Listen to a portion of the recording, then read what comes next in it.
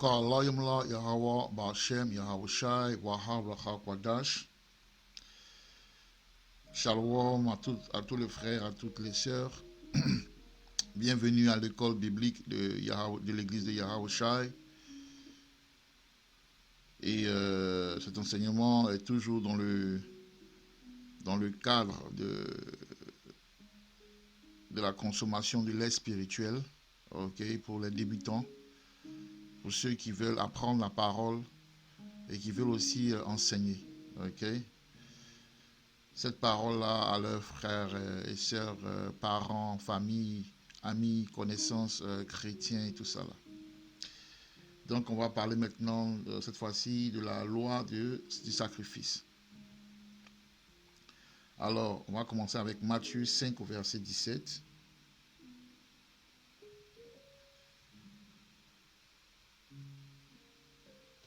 Matthieu 5 au verset 17 dit: Ne pensez pas que je sois venu détruire la loi ou les prophètes. Je ne suis pas venu pour détruire, mais pour accomplir. Alors on va essayer maintenant de comprendre le terme accomplir, parce que les chrétiens vous diront que cette loi-là concerne toutes les lois mosaïques, et qu'on n'a pas besoin, on n'a plus besoin d'appliquer la loi. On n'a plus besoin d'appliquer la loi. Donc il faut prouver bibliquement les termes, comme par exemple le terme accomplir. Et en parenthèse, si la loi est accomplie, ça veut dire que vous, dans votre église, là vous êtes là, où le pasteur vous dit que la loi est déjà accomplie, qu'on n'a plus besoin d'accomplir la loi, on n'a plus besoin de pratiquer la loi, ça veut dire que vous pouvez désormais coucher avec sa femme et ne doit pas se plaindre. Voilà, puisque en ce moment l'adultère n'a plus sa place, l'adultère maintenant n'a plus sa place, n'a plus sa valeur.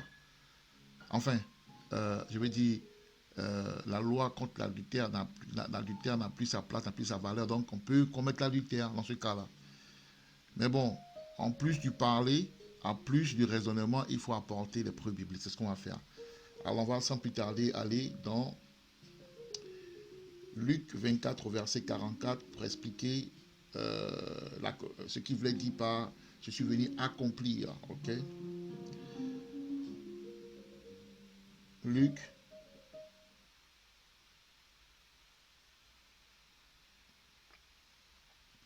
24.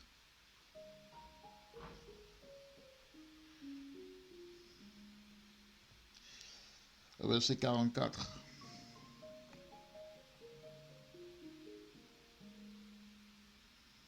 Et il leur dit, ce sont là les paroles que je vous disais lorsque j'étais encore avec vous, que toutes les choses qui sont écrites dans la loi de Moïse et dans les prophètes et dans les psaumes me concernant doivent être accomplies.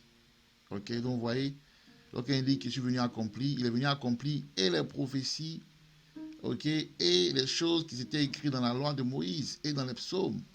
Et on va rapidement consulter, on va commencer par les choses qui étaient dites concernant la loi de Moïse. Donc on va dans Deutéronome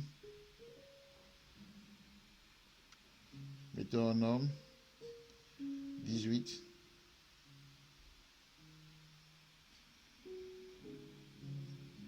Deutéronome 18 au verset 18.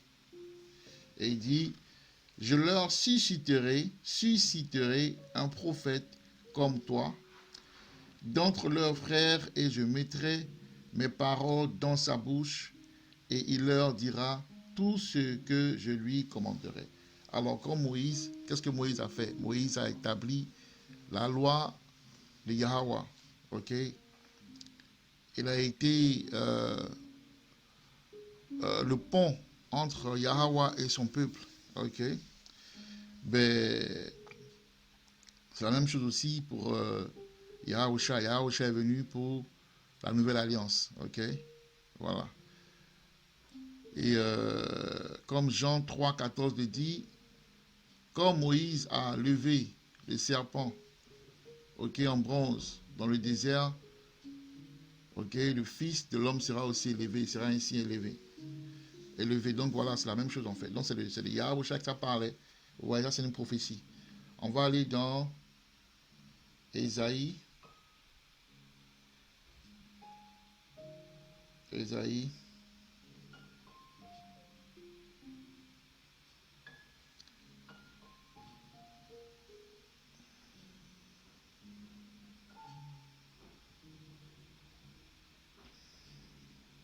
Ésaïe 7 au verset 14, qui dit, c'est pourquoi le Seigneur lui-même vous donnera un signe, une vierge concevra et elle enfantera un fils et appellera son nom à Emmanuel. Ok? Emmanuel. Ok? Emmanuel. Ok? On va aller dans le psaume, psaume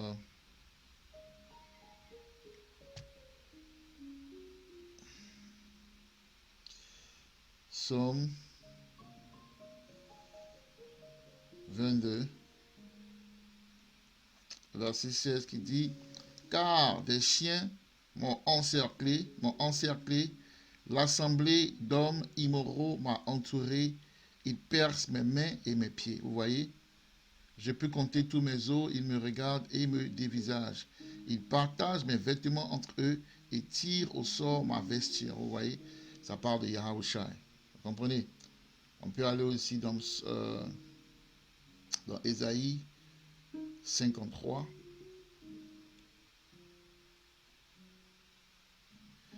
Ésaïe 53, on se au verset 1. Qui a cru à notre publication et à qui le bras du Seigneur Yahweh a-t-il été révélé? Car il grandira devant lui comme un rejeton, comme une racine sortant d'une terre desséchée. Il n'a ni forme ni apparence. Quand nous le regardons, il n'y a ni beauté qui fasse que nous le désirions. Il est méprisé et rejeté des hommes, un homme de douleur, et sachant ce qu'est la souffrance. Et nous avons comme caché nos visages devant lui, et il était méprisé et nous ne l'avons pas estimé. Vraiment, il a porté nos souffrances et s'est chargé de nos douleurs. Malgré tout, nous l'avons estimé qu'étant ainsi frappé, il était battu de Yahweh et affligé. Ok? Maintenant, on va aller on va continuer. On va aller dans Romains. Ok? Romains 6. Donc c'est comme ça que vous devez enseigner les gens en fait. Ok? Romains 6 au verset 14 dit ceci. Car le péché n'aura pas d'emprise sur vous, car vous n'êtes pas sous la loi, mais sous la grâce. Ok, donc c'est ce que les chrétiens utilisent. Ok, car le péché n'aura pas d'emprise sur vous, car vous n'êtes pas sous la loi, mais sous la grâce. Donc la question que vous posez, après avoir lu cela, parce qu'ils vont vous le présenter, ça fera partie de leurs arguments et tout ça, ok, pour vous prouver que la loi, nous sommes sous la grâce. Effectivement, nous sommes sous la grâce, mais si nous ne pratiquons pas la loi, nous devenons des sans-loi. Alors que le peuple d'Israël est un peuple qui vit avec la loi. C'est un peuple purifié par la loi, donc il doit appliquer la loi, ok, dans la mesure du possible, ok. Voilà, donc la question à poser c'est, ok, est-ce qu'on peut se répandre de nos péchés? Est-ce qu'on peut se répandre de nos péchés? Ok? Pourquoi cette question? Vous lui posez la question et vous allez dans Romains 4, au verset 15. Et la Bible dit, parce que la loi produit le courroux, car là où il n'y a aucune loi, il n'y a aucune transgression.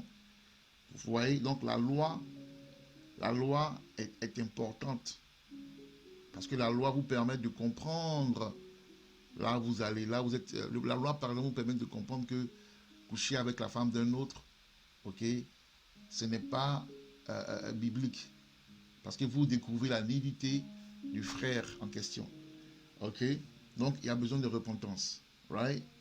Donc, vous voulez poser encore cette question. Non, vous le dites ceci.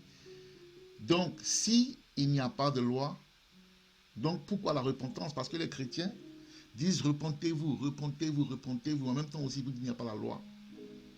Donc, vous le dites ceci. Si il n'y a pas la loi, ok, pourquoi parlez-vous tant de repentance?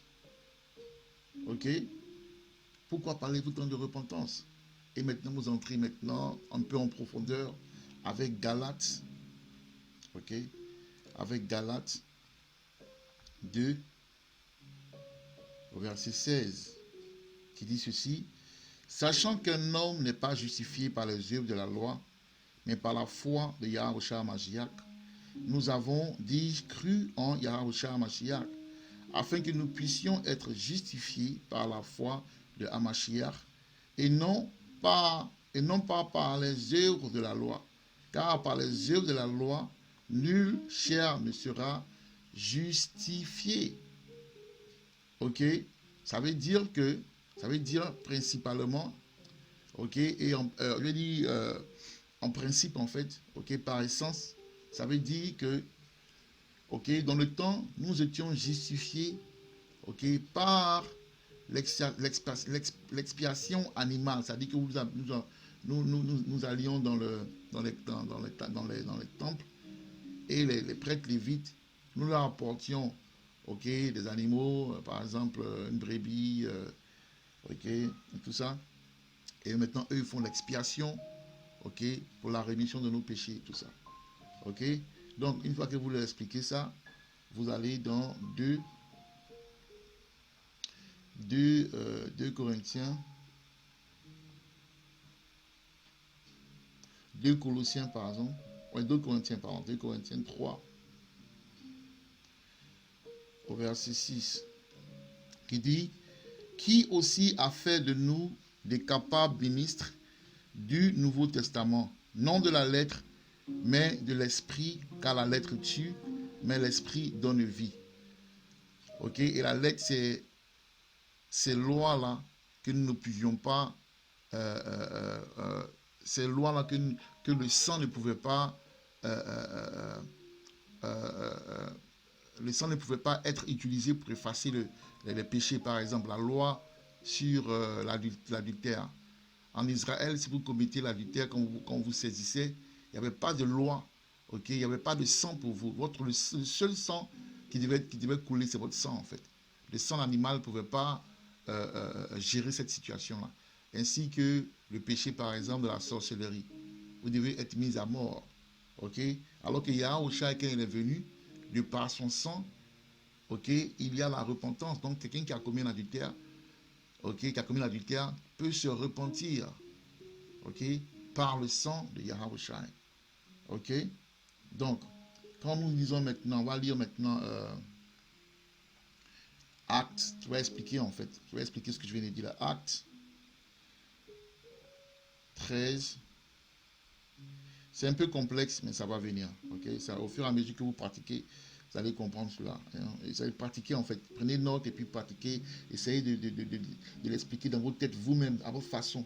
Ok. Prenez ce que je vous dis et maintenant créez votre propre système, ok, d'enseignement. Ok. Voilà, vous pouvez enseigner à votre façon. Donc, Acte 13 au verset 38 dit ceci. Sachez-le donc, hommes et frères, que par l'intermédiaire de cet homme, le pardon des péchés vous est prêché. Et par lui, tous ceux qui croient sont justifiés de toutes les choses dont vous ne pouviez être justifiés par la loi de Moïse. Vous comprenez? Donc, avec la loi de Moïse, avec le sacrifice d'animal, vous ne pouviez pas expier le péché de l'adultère. Vous ne pouviez pas expier le péché de la sorcellerie et autres choses aussi. Ok? Il y avait des péchés comme ça qui étaient seulement la seule façon d'expier le péché, c'était par votre propre mort. Mais avec le sang de Yahushua, vous avez la remission des péchés. Vous avez le droit à une seconde chance. Ok? Vous avez le droit à une seconde chance. Ok? Donc on va lire aussi Colossiens. Colossiens 2, au verset 14, qui explique: effaçant l'écriture des ordonnances qui étaient contre nous, laquelle nous était contraire, et il l'a retirée en la clouant à sa croix. Donc les lois qu'il a, cette ordonnance-là qui était contre nous, c'était par exemple les lois sur l'adultère, parce qu'il n'y avait pas de repentance, ok, avec l'adultère et tout ça.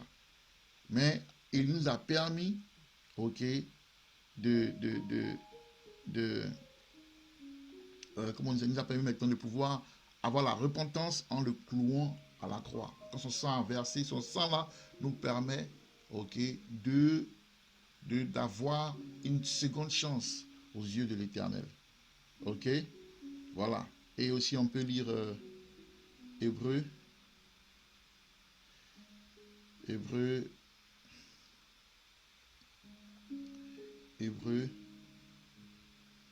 9. On va commencer au verset 6. Il dit ceci: or, lorsque ces choses furent ainsi ordonnées, les prêtres entraient toujours dans le premier tabernacle en accomplissant le service de Yahweh. Mais dans le second allait le grand prêtre, seul une fois par an, non sans sang, lequel il offrait pour lui-même et pour les erreurs du peuple.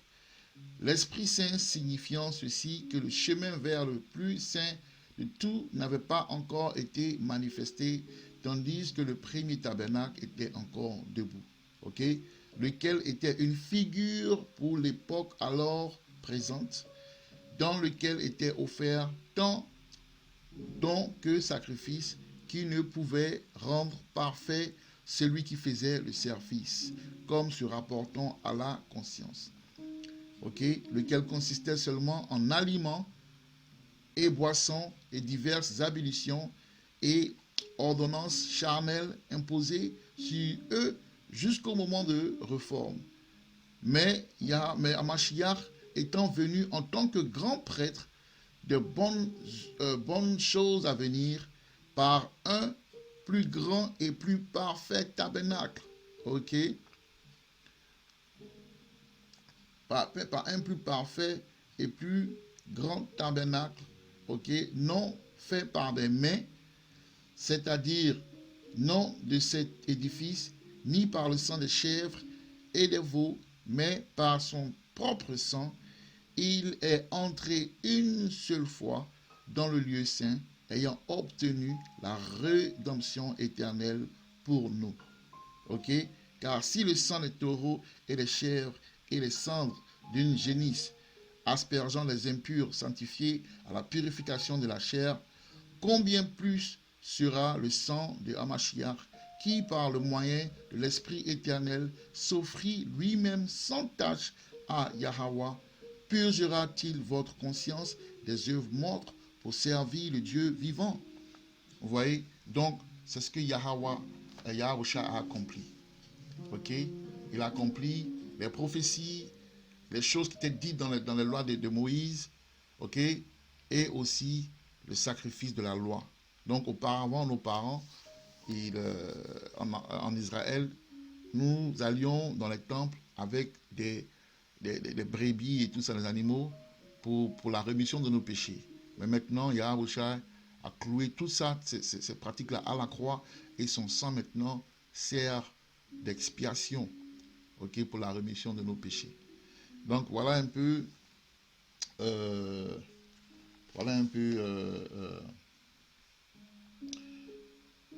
la leçon, ok, sur le sacrifice et tout ça. On va lire rapidement Tite, ok, 2,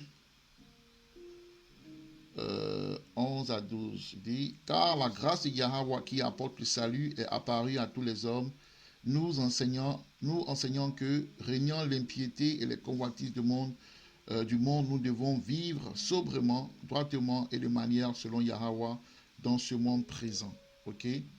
Romains 6,